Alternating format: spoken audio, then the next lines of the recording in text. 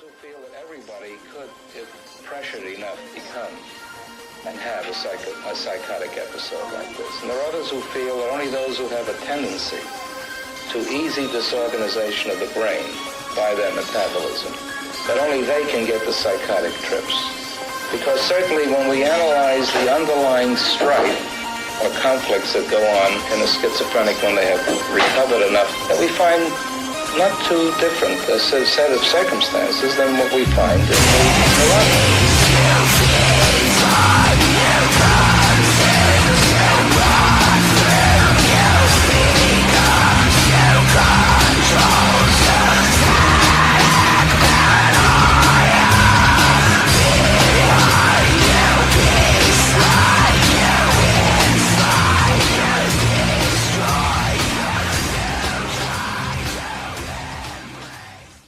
Parents strongly caution the following programs are intended for mature audiences over the age of 18. These programs may contain some material that many parents would not find suitable for children and may include intense violence, sexual situations, coarse language, and suggestive dialogue. To save the patient from what would otherwise be a severe neurotic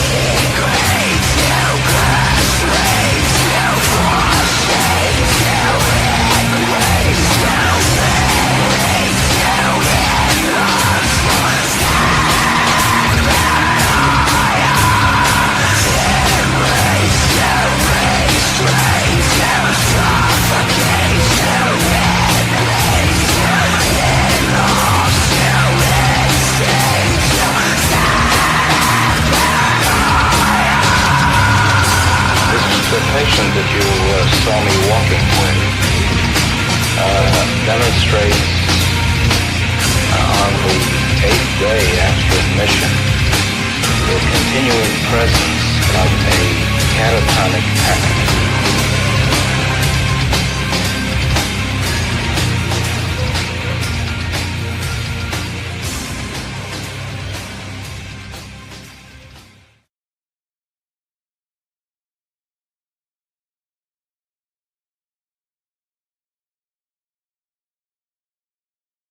All right, happy Tuesday night. We are back, everybody, with Dave from Tethra. How you doing tonight, bro? I am fantastic. How are you guys? Oh, we are absolutely fucking beautiful. Absolutely beautiful. I'm actually surprised. I remember what day of the week it was today. Yeah, that was good. That was good. That's first, because I normally have no idea what day it is. Hey, I'm in the same boat, so don't worry. I'm just like, I just throw shit out there. I'm like, is it this day? Is it this If you told day? me it was Sunday, I'd probably believe you. Yeah, dude, we do so many interviews every single week, and like I'm on vacation right now, so like I'm lucky that I even fucking remember what day it is. Where are you? Where are you on vacation? I'm not on vacation anywhere. I took vacation from my day job so I could catch up on my other job. I got you. Okay, I thought you physically meant you were somewhere else. I was like, damn. This is the new age of vacations. We just take vacations just to not work and just don't go anywhere anymore. Vacations to continue to work on other shit that we Yeah. have to catch up on. Like I know people that take vacations just to catch up on shit at the fucking house. Yeah. Yeah. Which is absolutely ridiculous. All right, so tonight, you know, who am I gonna? I'm gonna pick on Meg. I like picking on. I love picking I on. knew it. I love you. That's why. You know what they say? You mess with the bull. Horns. All right. So, what first pulled you into making heavy music? Was it like a moment, a concert, a certain song that you heard on the radio? That's a great question. Yeah, because heavy music specifically, right? You know, I think that for me, it was, if I just rewind, like you're making me really go back now. I think it was that I just always really connected with, when I was younger, I had a lot of like teenage boy frustration, right? I felt very, you know, my hormones started to show up as a man. I had a very weird mix of like, I was friends with everybody and like kind of popular, but kind of also didn't fit in any groups. So it was like, I just kind of always felt like an outcast.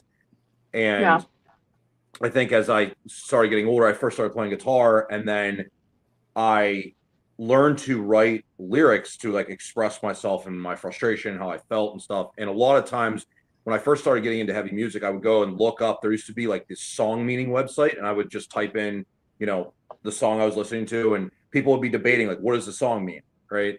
And I would read about that. And the lyrics really spoke to me a lot and things I was dealing with and struggling with. And I think it's just kind of how it began for me. And I just really liked that. I was getting into the gym and lifting. So I was listening to that music when I would lift. And that's just kind of how my life just kind of started shaping itself around that. Okay. Oh, yeah, dig the shit out of that. All right, CB, you're up. All right. So, are you a morning person or are you a night person? That really depends on how I slept. You know, like I think I could go either way with that. Like today, definitely not a morning person, right? I didn't sleep the best last night. So you're catching me at a good time now because we're doing this at night. But typically speaking, like if I slept well, I enjoy the morning as long as it's not too early. I can function in either capacity, but I would say as I'm getting older, I'm 32 now. I feel like I prefer earlier, like not like super early, but I do function better like earlier in the day. That's why I guess. And Just wait till you're my age. Well, yeah, that's what I mean. I could like see the trend, you know. It gets worse. How it's unfolding. Yeah. right. And as far as music goes, what time of the day is best for music? Like as Like far for as creating? yes. Yeah, so I think, you know, when we're in the studio, we're usually in there from like 10 a.m. to 6 p.m. And I feel like I function.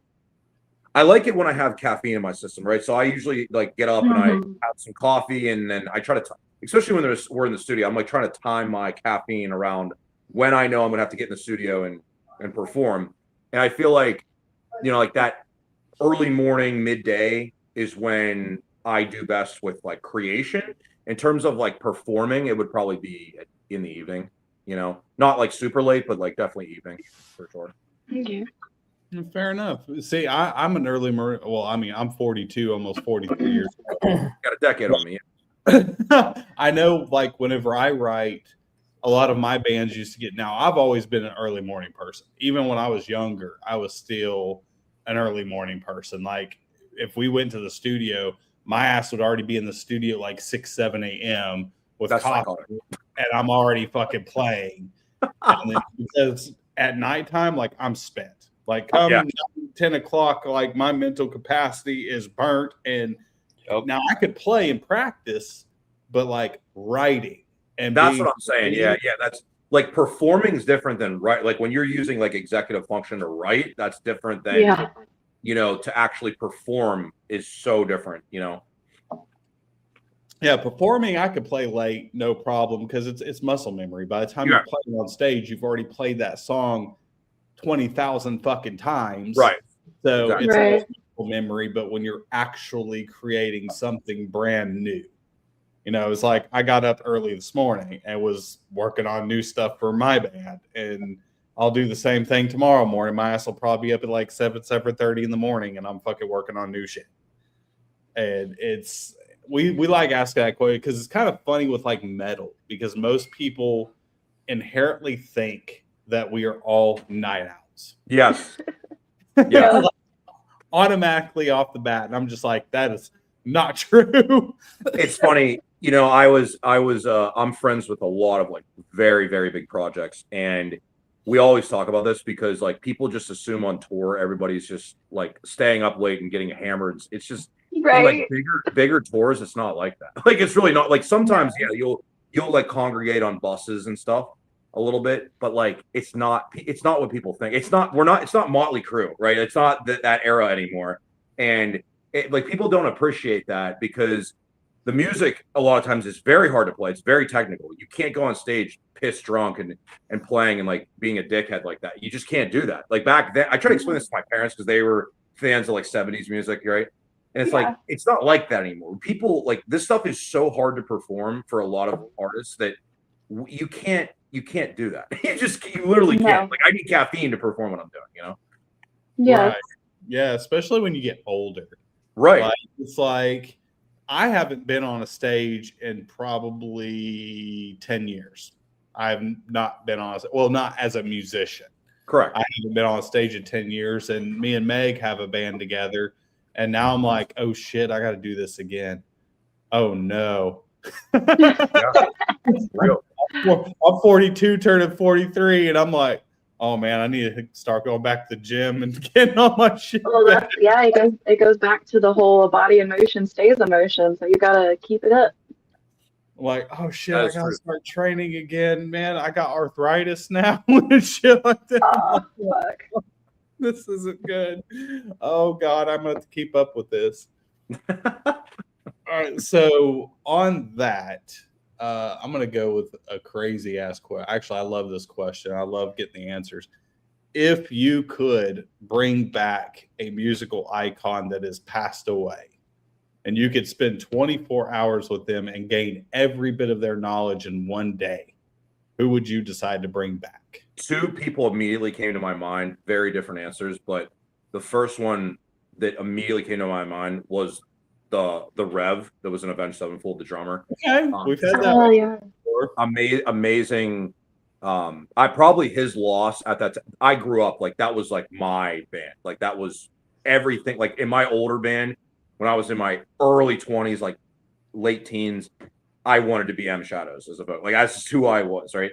And I just think the musical genius, the crazy shit that he did was amazing. But the other person I think that was more really in relation to my style and stuff and how I built myself would be Chester Bennington from Linkin Park. Okay, that's a very popular answer too. Yeah, we get those two a lot. We get Prince a lot. Freddie That's a good Mercury. Yeah, we get Freddie Mercury a lot. those So, were the two that just came to my mind. Like if I sat and thought about it, but like those are the two that just instantly, as soon as you said it, came to my mind. I like that. I like that. All right, Meg, you're up. Okay. I want to hear about a tour story. Like, when you think crazy tour story that you like to tell your friends and family, what would you tell us? Well, friends and family are two different things. Let me think. Okay, let's go. I need to Let's think go about friends. what's like what I can Let's go say that again. wild. Sorry. Let's get a little wild. I would say probably this is like one of those ones. It's actually not that crazy. Well, it kind of is crazy to be honest, but it's not going to be what people think. Like, oh my gosh. But a core memory for me was it was in Belgium. Actually, it was at what's the name of that festival? Rock Am Ring, I think. And yeah. So that year, it's really cool because at those festivals you'll have like they have two massive stages, right? And they'll have somebody on this stage and then be on that stage and just keep going back and forth. And I got to go up in I guess it'd be the sound. What was it? It'd be front of house, but they had they weren't up high, but you could go up high on the thing and you could just turn around and see everybody. It was crazy, right? Wow. But it was so cool. It was Avenged Sevenfold, then it was Iron Maiden right next to them. And I remember being able to walk through the crowd in the middle. So they have two sections they'll rope it off. And I walked right down the middle to go back to our tour bus, and it was like walking through all these people, people losing their minds, going under the stage while Iron Maiden was playing, and you could feel it above you. And then the reason I did it was because they were about to finish. I wanted to get back to the bus before they were done, so they came off stage, and this is the coolest part.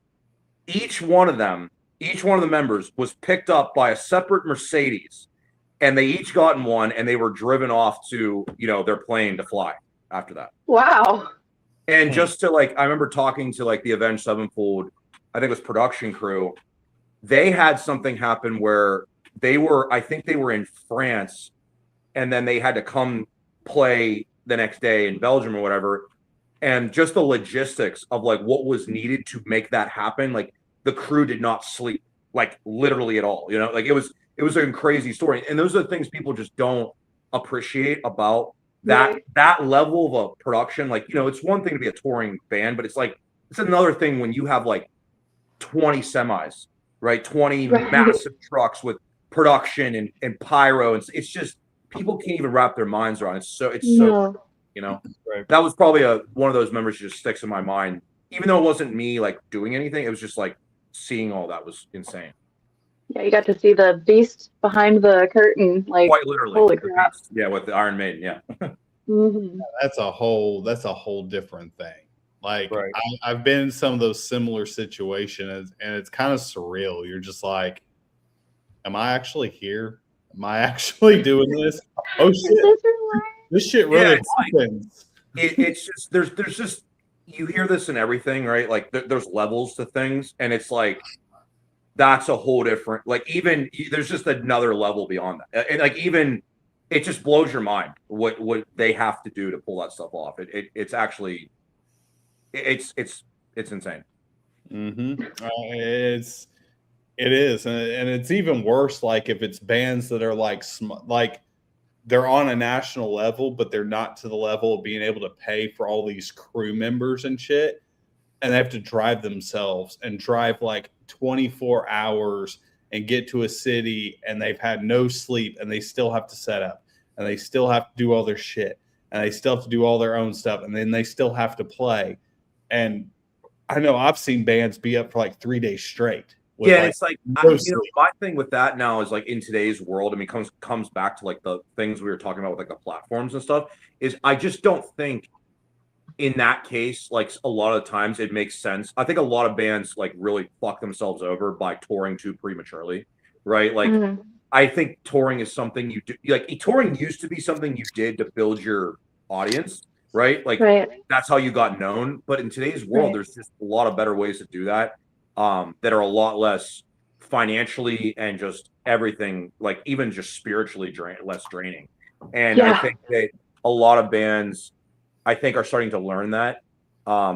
And touring to me is something you do once you've already established like a really good audience and you want to get out in front of those people. I personally believe that. That's my philosophy. That's definitely what it's morphed into, it seems. Yeah. Right.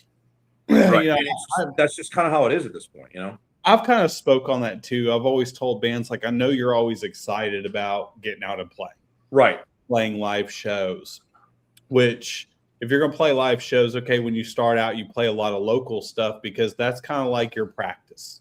Yeah. That's your beginning. Is you're playing out live and you're doing all these live shows, but you're doing them locally because that's getting you to that point. But you really have to focus on creating a demand for your music and your band, not just locally. You want it everywhere if you want to get to that point. Yeah, and that's where it comes down to the difference between like, being. This is why music's tough with this, right? Because music's art, right? And so it's you never want to.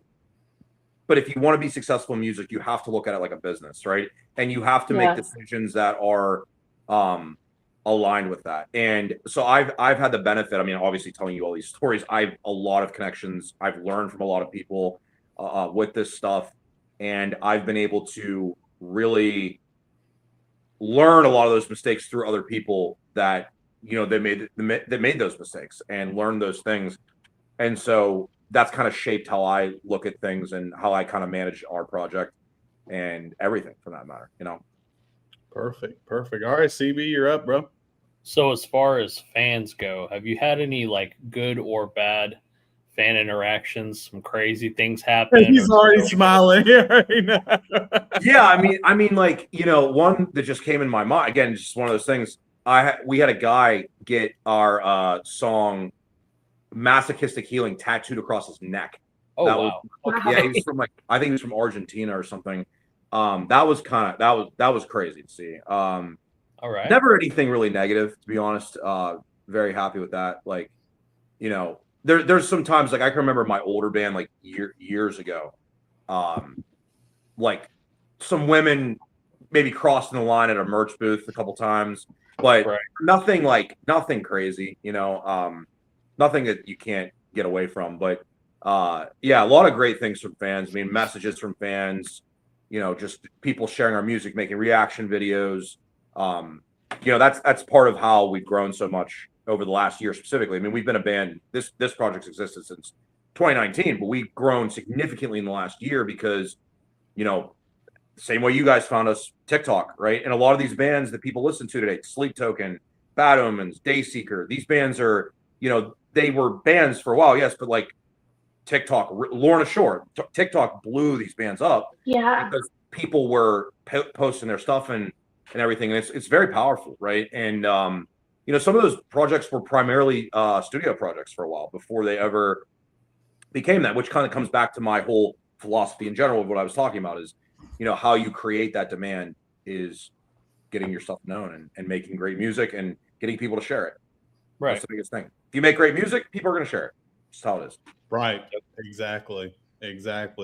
So if you guys have a choice to tour with any 3 bands of your choice, who would you take with you? Oh, we're taking them with us, or they're taking us with them, because that's I would say my dream tour, like bands to tour with, my dream bands would be, even though they're not necessarily in our specific sound anymore, but like would be Avenged Sevenfold. I think just because they had such a formative thing with me. Dream lineup would be Avenged Sevenfold. These are bands that have affected me the most. Bullet for My Valentine and Trivium. Those are okay. Although you know, our sound's a lot more like modern and stuff, but like those bands, I think for everybody in my band specifically, they were like our formative projects that really shaped how we started writing music and learning and to write it and everything. I think that's a lot of musicians, because like me, like my playing, I'm more of like a prog metal type player. Like I play a lot of stuff like Meshuggah and Tool and, you know, fucking Periphery. These are like, that's like what I've created. But the bands that I grew up on that I really listened to the most was stuff like it was within like the industrial or older heavy metal genres. Like Rob Zombie, Marilyn Manson, and 9 Inch Nails were 3 of my like big ones growing up. But I don't play that style at all. Right. But that's shape. Yeah, it's kind of how it is, right? You know, what you grow up on, what forms you initially, but it's not necessarily what you make eventually. You know, especially as times change and so forth. You know. So going to that bonus question, what do you listen to before writing? Are you one of those ones that listens to metal before you write, or do you listen to something completely off the wall? I try not to listen to anything. You know, I try not to. Obviously, like this is a deep philosophical thing, but you know, there really is no such thing. I know this is going to burst a lot of people, musicians' bubbles, but there is no such thing as an original thought, right? Like nothing we think is original in any capacity of life. Everything that we've ever done. I see some weird shit on TikTok sometimes. Everything we know, we think, etc. It's all influenced by what we hear, we see. But what I try to do is when I'm writing is I try my best not to like influence myself in that moment by something I recently listened to. Of course, you know, sometimes you listen to something and you come up with an idea based on what you're listening to. Like, oh, it'd be cool to do something like this song or whatever. Yeah. Or I like this lyrical concept. I want to kind of do something like that.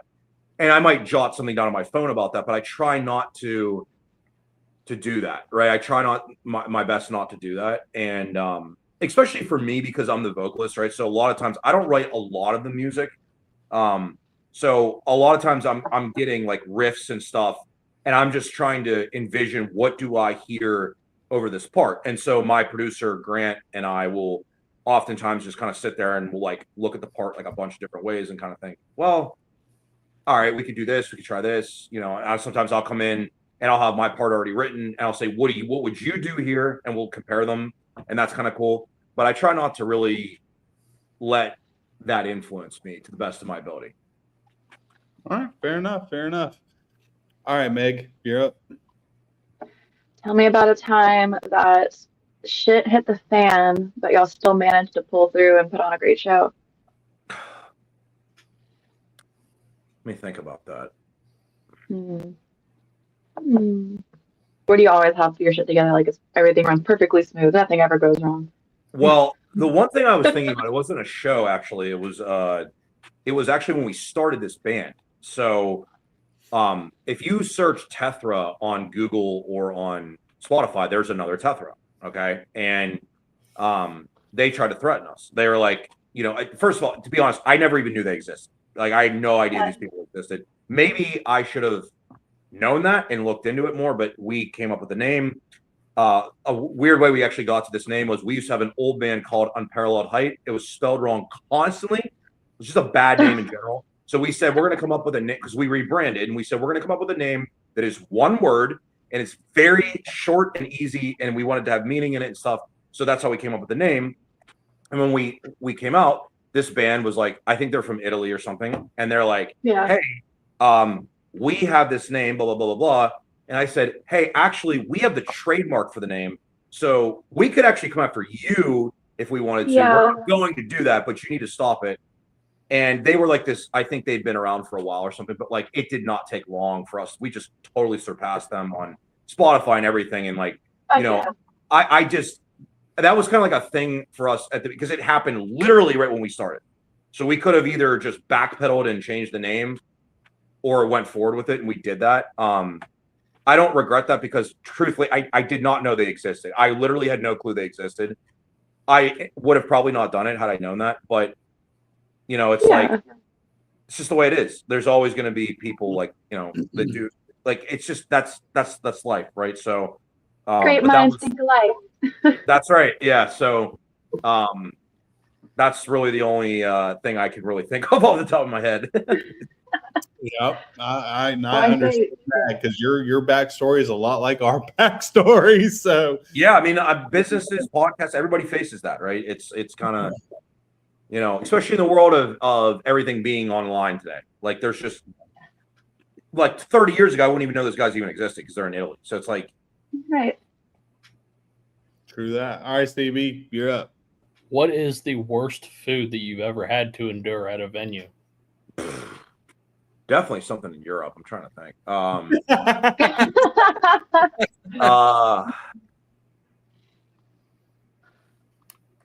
don't know. I mean, like, look, I was just thinking, like, I'm going to say something that's going to piss off people from those countries. I mean, look, none of thing was ever that bad. It's just very different, right? Like, a lot of those places, they eat different stuff. The beer's warm. Yeah. Well, not in most of those places, actually, luckily. I don't know. I feel like I ate something in the Netherlands one time that was like kind of off, like just unique, but it wasn't bad. It just, I don't know what I was eating. That's kind of what it was. But the Danish people, I'm sorry, not the Danish people, the Dutch is what I was trying to say. Those people were great. Like, they were literally the nicest people I have ever. That stereotype is the realest thing in the world. Like, they were the nicest people I've ever met in my life. Truly. Okay. Fair enough. But the food was, So, as far as your career in music, what is that one moment, like playing or touring, that you were just kind of like, holy shit, I kind of feel like I've made it? Like, was that like one surreal moment? Well, truthfully, I don't really feel like I've made it, so to speak. I feel like I'm very grateful that, last year there was we had 500,000 people listen to our music in 177 countries or something like that. Wow. So I'm very grateful for that. Don't get me wrong. I don't feel like I've made it. I think it wasn't something touring or doing any of that. I think it was more seeing one day, like literally waking up out of nowhere on TikTok and seeing like these massive creators posting our stuff. That kind of was like a whoa, and then like our Spotify, we came into last year because we hadn't released anything in a while. And we just basically were like, hey, let's start posting more frequently and stuff. And then before we start releasing our new music, and we just started simply posting, and all of a sudden, like, we had maybe like 30,000 monthly listeners, and it went up to like 110,000 within like 3 weeks. And it just, and like, yeah, and just our Spotify, everything just kind of blew up at one time. And that was kind of that moment for me, just like searching like TikTok and seeing like all these different people making reaction videos was pretty cool. That was one of those things where I was like, okay, that's pretty cool. It was a cover, but it still was something that made me realize like people are, then it was like people like listening to our original stuff after that. That's what happens a lot of time, and that was kind of that one moment for me. I guess like probably seeing tattoo on somebody's neck or just different things, like small things, but nothing ever. Yeah, nothing ever really like, wow, I made it, and I'm just like that kind of person in general. Like even if, I was playing a festival in Belgium in front of 100,000, I probably would still not feel like that because I don't think making it is like a goal line. I think when you're younger, you think like, oh, if I just get to this point, I'll be happy, right? I probably would have been happy, to know when I was younger, we have like millions and millions and millions of streams on our songs. I would have been happy with that, but yeah, I'm not happy with that. Like I'm proud of that, but I'm not satisfied with it. Right. That's the way I would explain it. Okay, fair enough. All right, Meg. so do you have any like particular like superstitions, or do you have like a lucky item that you always have in your pocket whenever you're performing, or do you have anything quirky like that? I don't think I'm like that. I definitely think I have. I'm not like an OCD person per se, but I definitely, over the years, I can really tell if something. I don't even know how to explain this. I can just wake up and know if I'm gonna have a good day or not with just in life in general, but with performing specifically, like, I feel like I do really good with like a certain coffee before I track or whatever. Because most of what we're doing now at this point is studio stuff and music video shoots and stuff like that. We're at this point with this band, we're trying to really create that demand that eventually we do tour more. So I haven't performed as much the last few years, to be honest.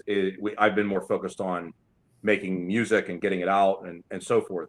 I miss performing, right? I miss doing that stuff. But it used to be when I would perform, I'd have like a white monster every time before I would perform. You sound sick. The white monster is just the magic one for whatever. But yeah, that's kind of what that's kind of how it is. But yeah, not necessarily any kind of like superstition or like lucky charm or anything like that. Okay. All right. I do. I always, because I am a diehard, which is where my name comes from. I am a diehard Jacksonville Jaguars fan. I'm sorry to hear that after this past weekend. I do. I cried. I cry. I literally cried. Hey, if it's any consolation, I'm a Steelers fan, so Well, so I do go for the Steelers because my father is a huge Pittsburgh Steelers fan. So we still root on. We were rooting on the Steelers. I was so goddamn. I was pissed. Yeah, and I kept telling you every step of the way, there's still time. They can still come back. Oh, so mad. But no, I always have something Jacksonville Jaguars. Always. Yep. Whether you can see it or not, I always have. It's always on you. Yeah, I always have something Jacksonville Jaguars. Yes, sir. That is horrible, Amber. That was horrible. we kicked your ass, by the way, in Denver. Just food for thought. Anyways, moving on. So, if you could work with one person in the music industry on an album of your choice, money wasn't even an object, who would you want to work with? That's the easiest answer of my life. It's the people we currently work with. Grant and Carson from Atrium Audio. They're okay. They do some of the best work, in my opinion, in the industry. Those guys are like my best friends, legitimately. So that would be them. I have such a good relationship. So Grant does all the vocals for the most part, and Carson does more of the mixing, mastering, etc. So I'm always working with Grant, and he's just completely changed my ability for songwriting, and just he gets the most out of me vocally. There's a lot of things I've done where I'm like, I don't really know if I can do that. And he's like, oh, you can do it. And he kind of coaches me through it, and he's made me into a better songwriter, a better musician, and everything. And so I would literally stay with them no matter what. Like, there's no producers I'd rather work with, truly. That's cool. I dig the shit out of that. There's something about being like humble and already loving who you work with, instead of, oh, I want to work with fucking Rick Rubin. Or, Yeah, it's like, like the thing is with that, it's like truly, like for what the kind of music that we make, like in my opinion, there's like 3 really top end producers, and they're one of the 3. So it's like I got in with them for a reason, like 10 years ago, right? Because I wanted that sound that they had, right? And ever since then we developed a friendship, and like I've been to Europe with them and stuff. So it's like it's just, you know, that's just kind of how it began. And you know, that's just kind of why. Like I'm sure there's other producers like that for sure. Of course, that'd be so cool to have a fly on the wall experience with that. But I don't feel like I'm missing anything, if you know what I mean. I like that. All right, Meg, you're up. Okay. So if we all went out one night after a show to a karaoke bar, what would be your karaoke song? I don't know why this just came to mind. I literally don't know why this just came to mind. Asking Alexandria, moving on. I don't know why. Really? Okay. Yeah, I don't know why that just came to mind. Right. Yeah, it's just like impulsive thing. Like not like some classic karaoke thing, but like I don't know why. I just remember like for some reason that just came to my mind. My favorite thing to do is because we've got a few like bars that do karaoke in my hometown, and it's always like the typical karaoke songs, like just classic rock or country or anything, and just to put on like a Spirit Box song or a System of a Down song, and they're just like, what the fuck? You'll say like this old cowboy's like, yeah. Yeah, and you gotta tell the people, you gotta tell them like, hey, the Spirit Box, that's a woman screaming like that. Like yeah. Yeah, That's you great. never heard her. Yeah, that's right. Yeah. I'll do the screams and everything. So they're just like their minds blown. Yeah, I that's awesome. Soon. Everybody's gonna know who she is very soon. Okay. You know, Anyway, I think it's Stevie's turn. Yeah. All right, Stevie, you're up. All right. So, what is something that you collect? Collect? Wow. Do I collect anything? I don't know if I collect anything. Maybe now you're making me think I gotta start collecting stuff. Protein shaker bottles. Yeah, probably. I mean, I'm literally looking. There's like 3. I saw your water bottle. Yeah, there's like 3 sitting over here. I have too many of those for sure. Like I don't know. I mean, I used to collect, like when I was younger, I used to collect a lot of stuff. I used to collect like sports cards, and I was very into Yu-Gi-Oh, Pokemon, all that stuff. I don't collect anything anymore. Yeah. That's like now you're making me sad. What do you collect? What do you guys collect? Well, several different things. We got Jags. What do you got? Well, I collect Star Wars Funkos, but it's like very specific ones. Like I go for like Comic-Con exclusives and different store exclusives because I'm a big Star Wars fanatic. And then of course NFL shit. Anything Jacksonville Jaguars or college-wise is the Oklahoma Sooners. So it's anything Oklahoma and Jacksonville Jaguars. I've got a whole freaking house full of stuff. Right. But mainly Star Wars Funko Pops and vinyl records because I love fucking vinyl records. Yes, vinyl records are nice. I collect like 3 things. I've got I'm really into like herbal teas and like all natural remedies. So I have like these cool little drawers full of like all kinds of different herbs. So I've got those. I dig that. That's awesome. Yeah. Yeah. I've got kitchen like cooking ingredients. I'm a big foodie, and so like recently I had to downsize because I'm trying to move into like an RV or a bus, and so I had to downsize a bunch of my kitchen stuff, and so I didn't realize how many fucking like vinegars and ingredients that like spices and stuff that I have. I'm like, holy shit. Yeah. And then I like sparkly rocks, like crystals and stuff. So that's awesome. I guess our other thing, me and CB have this addiction. We have an addiction to Dixon. So shout out to Dixon if you want to sponsor us, maybe. Don't sponsor us, but my whole closet is like Dixon. Like my hat collection, other than sports, because I am a big hat guy. Like they got sneaker heads. I love hats. I've probably got a collection of, I don't know, 200 hats. Wow. I'm definitely bigger on hats than too. But yeah, it's so bad I never have to pay for shipping for anything from Dixon ever again. Nice. Yeah, Dixon, freaking sponsor the podcast. Right. But yeah, probably the biggest thing that I collect is I'm big into Magic. So Magic cards. I'm a big collector. That's my thing. That's awesome. Yeah. Mm-hmm. I know a few people that are super into that. I never really got into it at all. I used to it's be a like big collector of comic books. I used to be a big collector of Marvel, specifically X-Men. Yeah. Mm. But it's mostly for like the artwork. Like some of the artwork is just it's phenomenal. Absolutely. Fair enough. All right, so if you guys could do a music video anywhere in the world, money was not an object, where would you go to shoot said music video?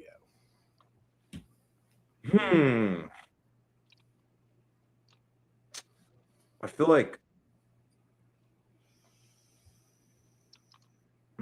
that's a real that's one you're stumping me on. I feel like it'd be cool to do it in Antarctica just because why not? You know, just Holy Yeah. crap.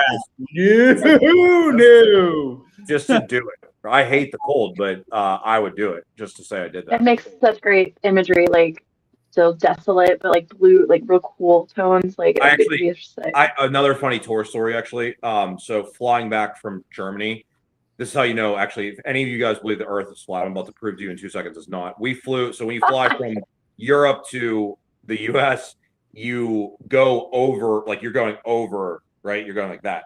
And so we flew from Frankfurt to Chicago, and on this flight, to make a long story short, this ties the Antarctica thing.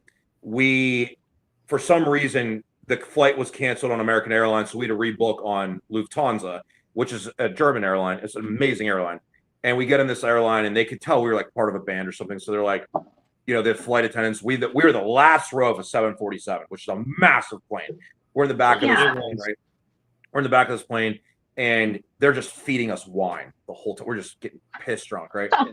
And I get up, I like to go to the bathroom, and I go back there, and I go up to the one flight attendant, and I'm like, because there's like windows on the back of those planes that look down, and so I'm looking down, and it's like very snow covered and stuff. I said, where is that? And they're like, it's the North Pole. I'm like, whoa, no way. What? You know, it's just like, Wait. I was like super drunk. It's like 2018. Bullshit. I'm like, wow, we're in the North Pole? What the fuck? You know, it was crazy. That's awesome. It was so wild. Yeah. Do you see Santa Claus? Did not actually, because it was the summer. So he's like, he's not exactly very active at that time. Yeah, he's working. Yeah. He's working, building everything up for the the end of the year. Yeah, to protect the flat Earth people, when you're up there in an airplane, it's an optical illusion. It's right. all flat. It's actually just a projection in general. Like I actually never even traveled. It was all an illusion. Mm-hmm. Yeah. Look your shit. He likes to stir the shit pot. Is what he likes to do, and he likes to poke at me because me and him argue over this all the time. I knew there had to be somebody would object, but I hate to tell you, but yeah. Yeah, thank you. Absolutely, thank you for that. All right, Meg, you're up. What do you want people to feel whenever they hear your music for the first time? I want them to feel. I kind of want them to see themselves in it, right? The same way that I saw myself, like as a younger kid, in some of the music that I was listening to. You know, I wanted them to. I want them to feel what I used to feel, right? Like connected to it. Like, oh, I relate to this. I feel like I experienced this, right? Every song's different though, right? Like some songs are me just expressing myself, and some songs are like, oh yeah, I understand, like I've been through that, right? So it just depends on the song specifically, but I want them to feel that, and I also want them to feel like motivated and uplifted, like they want to go train or go to the gym or do something, you know. Okay, nice. Oh, fair enough. RCB, you're back up, bro. So, if you could offer advice to any person who's wanting to get into music or get into a band, or even any new bands that are just coming on to the scene, what advice would that be? Yeah, kind of what I was just saying earlier, but I'll take it a step further. The number one thing, like people are going to give you so many different pieces of advice. The number one thing, and this is true for like any business, but definitely music, just make better music. Like if you make good music, that solves so much of your problem, right? Like even for us, like I'm trying to constantly improve the sound and everything because most of the things like people think about, like, oh, marketing and this, if you just simply make better music, the whole problem takes care of itself because people will eventually find it and they'll want to listen to more of it. They'll share it. They'll do stuff. If people feel something from what you're doing, they're gonna, and they relate to it, they're gonna share it. They're gonna listen to it. They're gonna love it. Right. So just make better stuff. Right. Like people spend all this time doing stuff. Be like better. God. No. Yeah. Just, like, but like, seriously, for me, I spent a lot of my earlier years of music pissing around and doing stuff that quite honestly was a waste of time. Like I did a lot of stuff that I should have just been spending all my time being a better vocalist, a better songwriter. And you only get better by doing and making and creating, right? And so another thing I would say, like I have a lot of pieces of this, but the other biggest thing is don't try to be perfect. Just make music, release it, put it out. Just keep pumping stuff out. Like, I used to I remember I sat on an album for like 3 years negotiating with a record label, and then we never released it with a record label. We just did it ourselves. Like, just put the music out. Just get it out, put it on social media, film yourself, get somebody to film you, whatever. Just get it out. That's all there is to it, Yeah. Fair enough. Our guest co-host has made an appearance. This is Baby.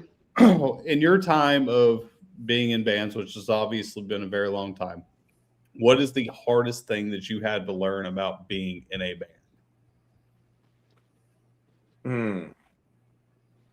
The hardest thing I had to learn was, especially when my music started to get like noticed by people, was I used to value my music based on how it was received, right? So like I'd release it or whatever, and then you're just like scrolling through YouTube comments and stuff, and oh, this vocalist is incredible. Wow, he's so good. Then there's like, I fucking hate him. He's terrible. I wish he didn't look like that, right? Like, or whatever. Not literally. I'm not saying like nobody literally said that, but I'm saying like, wow, the band's really good, but the vocalist is bad. Like stuff like that, right? And so people do say shit like that. People really do. I've other artists like, oh yeah, people say stuff all the time. People say stuff all the time. That's life, right?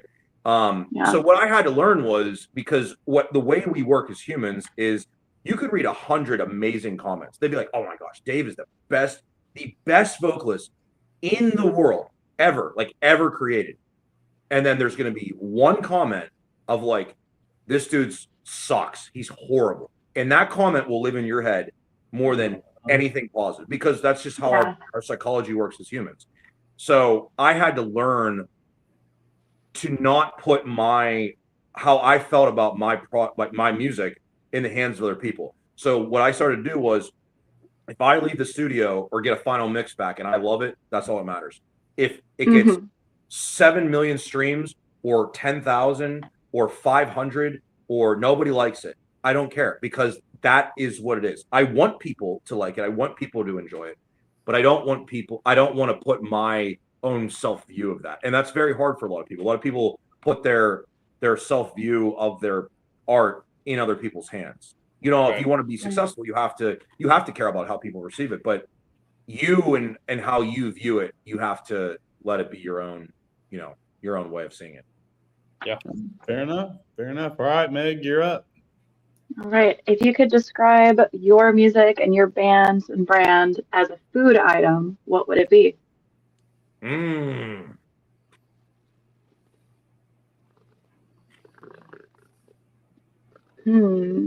I'd say like a medium cooked steak.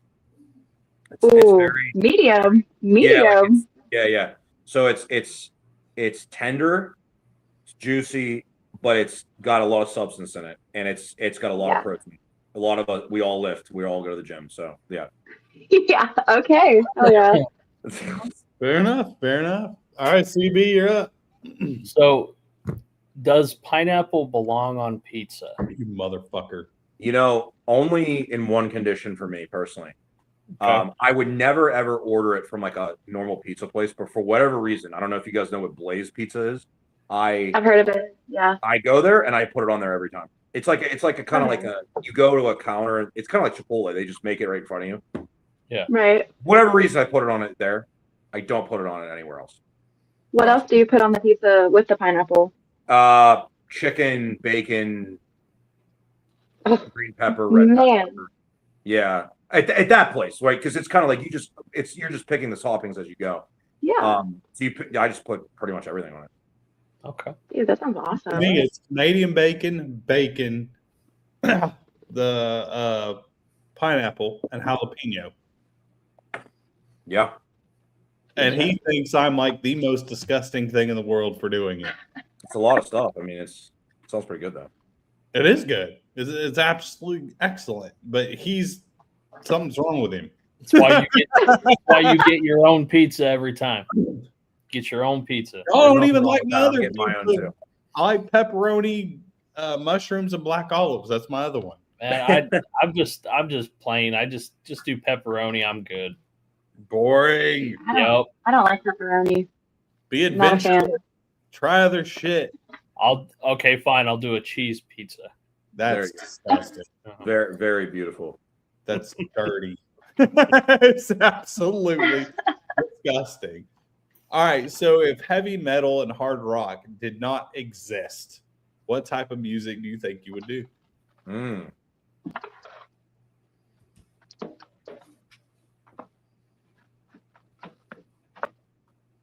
Wow. Probably like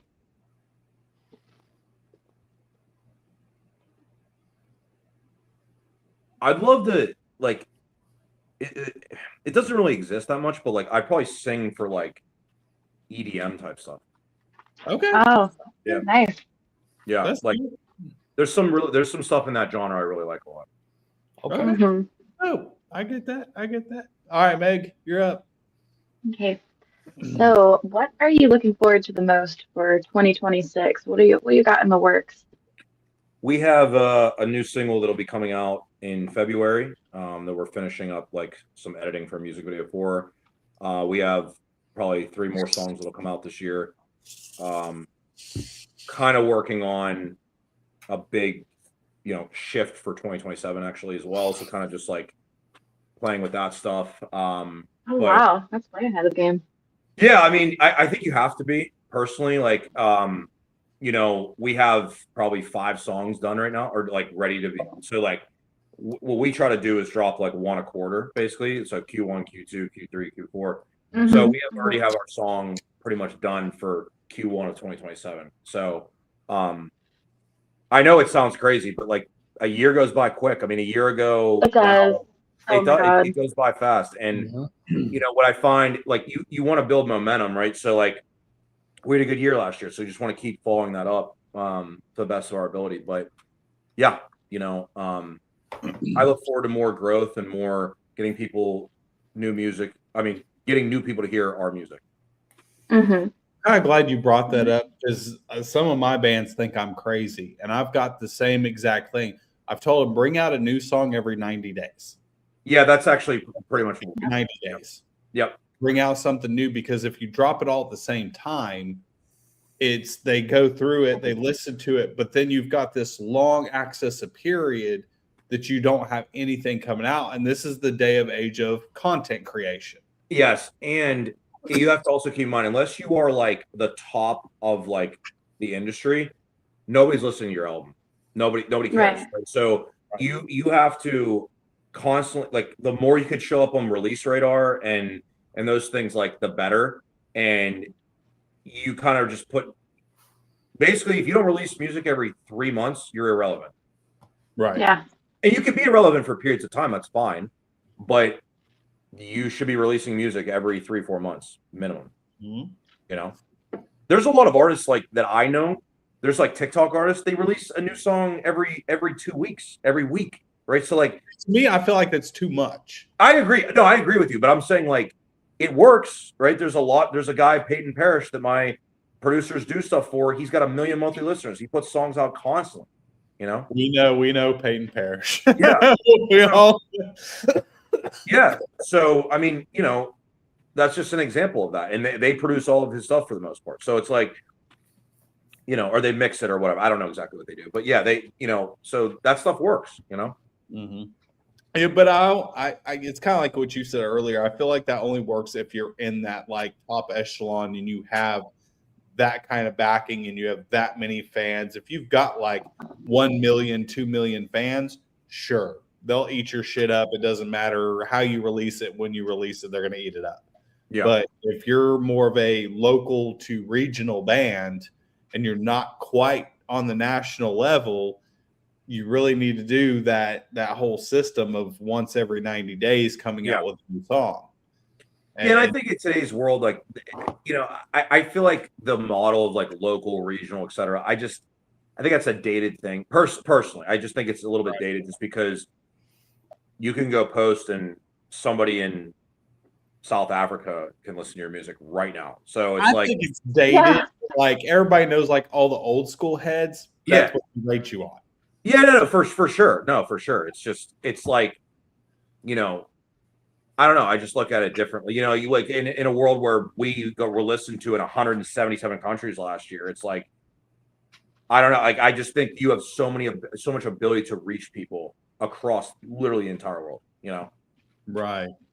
Okay. So before we get into it, we actually have a music video from you guys that we are going to play. So we're going to let you kind of tell us about what the song is about and kind of what went into the filming of it. We actually have the music video for Don't Let Me Fade Away. Okay. So kind of tell us what that song is about and the process of like recording the music video. Yeah. Right now? Yeah. Yeah. Right so now. That song is actually, I'm glad you chose that song because that song is actually very personal to me. I wrote that song actually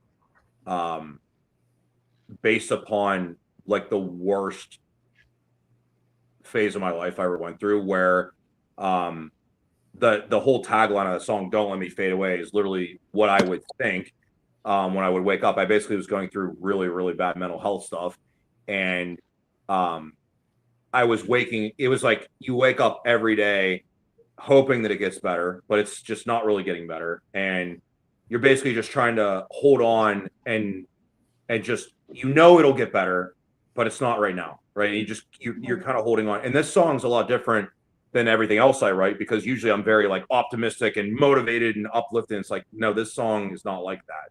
This song was me at my worst, and there's really no resolution in that song, right? It's never like